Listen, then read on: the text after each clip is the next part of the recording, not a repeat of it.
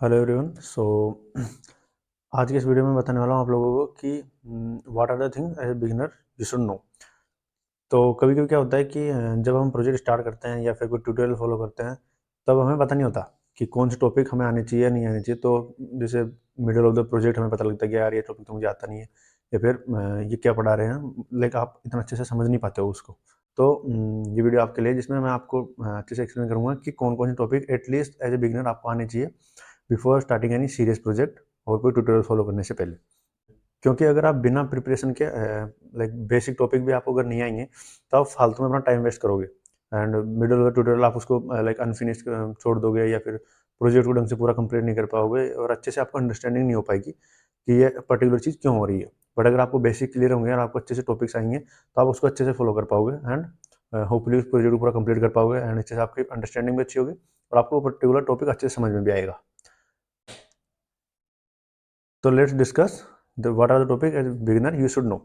I am assuming कि तुम लोगों को प्रोग्रामिंग लैंग्वेज का थोड़ा बहुत आइडिया है एंड बेसिकली कि व्हाट प्रोग्रामिंग लैंग्वेज आर। तुम मतलब थोड़ा बहुत पता है इन सब के बारे में एंड तुम्हें ये भी पता है कि प्रोग्राम क्या होता है, कैसे उनको रन वगैरह करते हैं। So let's start the topics. तो ये वो टॉपिक है जो आपको आनी चाहिए। सबसे पहला, वेरिएबल्स एंड डाटा टाइप्स। मतलब कि वेरिएबल क्या होते हैं, डाटा टाइप्स क्या होता है, डाटा क्या होता है, जैसे इंटीजर, फ्लोट और ये सब चीज़ें होती है। तो ये आपको आइडिया होना चाहिए इन सब के बारे में कि बनाते कैसे हैं और कौन से डाटा टाइप का क्या मतलब होता है, कौन से डाटा टाइप कब यूज़ करते हैं हम, ये सब आपको पता होना चाहिए। फिर आता है नेक्स्ट चीज़ पे, वो है इफ़ एल्स स्टेटमेंट। मतलब इनको कंडीशनल स्टेटमेंट भी बोलते हैं। इसमें क्या होता है कि पर्टिकुलर कोई कंडीशन के बाद अपन कुछ कोड को चलाना चाहते हैं कि पर्टिकुलर कोड तब चले जब कोई पर्टिकुलर कंडीशन ट्रू या फॉल्स हो। तो उस बेस में जब कंडीशनली कुछ अपन को कोड चलाना होता है तो वहाँ पे ये काम आता है अपने इफ एल्स स्टेटमेंट। तो ये आपको अच्छे से आने चाहिए। अब आते हैं दूसरे पे, लूप्स पे। अब लूप्स क्या होते हैं कि कभी कभी अपने को सेम काम बार बार करना होता है तो वहाँ पे लूप्स वगैरह आपका आइडिया अच्छे से होना चाहिए। लूप्स क्या होते हैं, कहाँ पे इनका यूज होता है और बनाना भी आना चाहिए आपको। लाइक बेसिक लूप जैसे फॉर लूप हो गया, वाइल लूप हो गया, डू वाइल लूप हो गया, ये सब लूप आपको आने चाहिए और कैसे बनाते हैं, उनका कैसे यूज करते हैं वो भी आपको आना चाहिए। सिंटेक्स आपको अच्छे से आना चाहिए।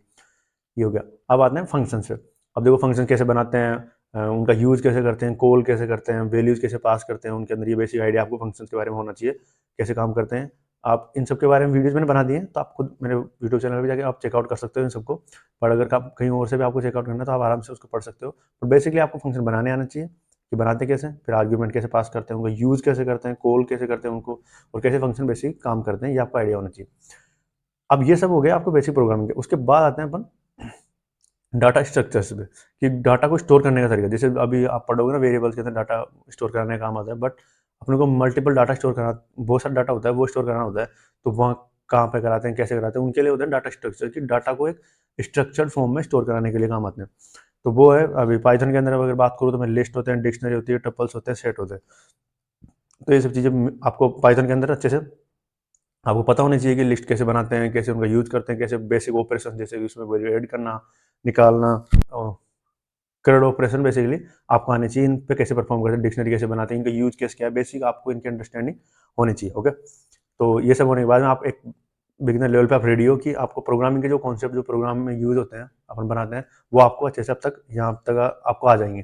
फिर आते हैं बेसिक लॉजिक बिल्डिंग। अब बेसिक लॉजिक बिल्डिंग में क्या आते हैं, मतलब कि अपन यूजर्स इनपुट कैसे लेते हैं, उस इनपुट के साथ थोड़े बहुत मैनिपुलेशन कैसे करते हैं। जैसे कि मान लो अगर मैं बोलूँ कि 2 नंबर को ऐड करने का प्रोग्राम बताओ तो आपको लॉजिकली होना चाहिए, ओके 2 नंबर लेने हैं उनको ऐड करना है। तो ये बेसिक आपको अंडरस्टैंडिंग होनी चाहिए कि कैसे इनपुट लेते हैं, कैसे उनके साथ परफॉर्म करते हैं, कुछ ऑपरेशन परफॉर्म करते हैं, ये आपको आना चाहिए।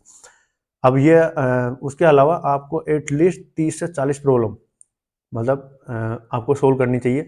कहीं से सोल्व कर सकते हो आप, जैसे बहुत सारे प्लेटफॉर्म में लीड कोड हो गया, गिग्स फॉर गिग्स हो गया, ये सारे प्लेटफॉर्म है। यहाँ पे जाके आप बेसिक प्रॉब्लम, बेसिक वाली सिंपल लाइक ईजी वाली प्रॉब्लम होती है, वहाँ पे आप जाके चेक कर सकते हो। वहाँ से आपको ये प्रॉब्लम उठानी है बिल्कुल ईजी वाली और उनको सोल्व करने की कोशिश करनी है। अब देखो शुरुआत में आपको नहीं सोल्व कर पाओगे, जिसमें आपको अगर आप बिल्कुल एक्सपीरियंस नहीं है आपको, तो मैं अगर आपको 2 नंबर ऐड करने का प्रोग्राम भी दूंगा तो आप नहीं कर पाओगे। आप मतलब आप कंफ्यूज हो जाओगे कि कहाँ पे क्या करना है। तो कुछ भी नहीं करना, आपको थोड़ा सा अपना दिमाग लगाना है, बट यूट्यूब पे जाना है, सर्च करना है उससे भाई 2 नंबर का ऐड करने का प्रोग्राम को, और एक्सप्लेनेशन देखनी है उनकी। क्योंकि अब तक आपको क्या होगा कि बेसिक प्रोग्रामिंग के सारे कॉन्सेप्ट आपको आ चुके होंगे। तो जो ऐड करेगा वो आपको इनपुट लेगा एंड फिर उनको ऐड कैसे करते हैं बेसिकली, मतलब कैसे लॉजिक के बारे में सोचते हैं वो आपको उसके अंदर वीडियो वीडियो के अंदर देखने को मिल जाएगा। तो ऐसे ही आप एक प्रॉब्लम देखो एंड फिर दूसरे की एक्सप्लेनेशन देखो उसके ऊपर, तो उससे क्या होगा, आपको अंडरस्टैंडिंग होगी कि कैसे कोई प्रॉब्लम होती है उसको पढ़ते हैं एंड उसकी इन्फॉर्मेशन को लेते हैं एंड फिर उसका लाइक कोड लिखते हैं, लॉजिक लिखते हैं बेसिकली, तो वो आपको अंडरस्टैंडिंग तब होगी। तो जब तक आप 30-40, तो आई थिंक शुरुआत के 10-15 प्रॉब्लम में आपको इतना खुद से नहीं लिख पाओगे आप कोड, पर ट्राई करना कि आपका 10-15 प्रॉब्लम तक आपका गोल ये होना चाहिए कि जो वो सामने वाला बता रहा है वो उसको समझने की कोशिश करना लॉजिक को, कि वो कैसे सोच रहा है इन सब के बारे में, और फिर धीरे धीरे आपकी अंडरस्टैंडिंग बेटर हो जाएगी। और 30 से 40 प्रॉब्लम सॉल्व करोगे ना, तब तक आपको इतनी अंडरस्टैंडिंग हो जाएगी जहाँ पे कि इनपुट वगैरह के साथ कैसे क्या खेलना होता है, बेसिक लॉजिक के बारे में कैसे सोचना होता है, एंड बेसिकली आपको एक फ्लो रेडी हो जाएगा। और जब ये सब कर लोगे आप, तब आई थिंक आप कोई सा ट्यूटोरियल फॉलो कर सकते हो एंड कोई प्रोजेक्ट आप स्टार्ट कर सकते हो। अब आपको ऐसा नहीं होगा उस प्रोजेक्ट के अंदर कि यार ये क्या हो रहा है या फिर ये पर्टिकुलर चीज़ क्यों हो रही है, बल्कि आपको एक बेस अच्छे से समझ में आएगा अब कि ये सब चीज़ों का फ़ायदा क्या है, कैसे प्रोग्राम प्रोजेक्ट बनाते हैं, उनके बारे में सोचते कैसे हैं, क्योंकि अब आपका लॉजिक भी थोड़ा बहुत ठीक ठाक हो गया होगा। बट याद रखना, सिर्फ क्वेश्चन करने से ही मतलब नहीं होना चाहिए, आपका आपका होना चाहिए कि प्रॉब्लम को पढ़ो एंड अच्छे से उसको समझो कि क्या बोल रहा है वो, और सामने वाला जो बंदा समझा रहा है कि उसने कैसे सोचा ये चीज़ के बारे में। अगर इस पे ध्यान दोगे तो 30-40 problem is more than enough, यहाँ पे आपको बेसिक लेवल पे आप रेडी हो जाओगे। तो यार यही था इस वीडियो के अंदर, एंड आई होप अब जब प्रोजेक्ट वगैरह स्टार्ट करोगे आप, तब आपको ये सब टॉपिक सोचने की जरूरत नहीं पड़ेगी कि कौन से टॉपिक आपको आने चाहिए नहीं आने चाहिए। ये बेयर मिनिमम है, इतना तो आपको आना ही चाहिए। एक्सपेक्टेशन आपकी ये रहती है जब भी कोई प्रोजेक्ट बनवाता है या कोई ट्यूटोरियल फॉलो बनाता है बंदा यूट्यूब पे या फिर कहीं भी कोर्स में, तो वो आपसे इतना तो एक्सपेक्ट करेगा ही करेगा। बेसिकली लोग बताते नहीं इतनी चीज़ें, बट वो आपको आपसे इतना एक्सपेक्टेशन रखता है कि आपको ये चीज़ें तो बेसिक आता ही होगा, तो इससे क्या आपकी भी अंडरस्टैंडिंग हो जाएगी एंड प्रोजेक्ट भी आप अच्छे से बना पाओगे। तो यार that is it in this video.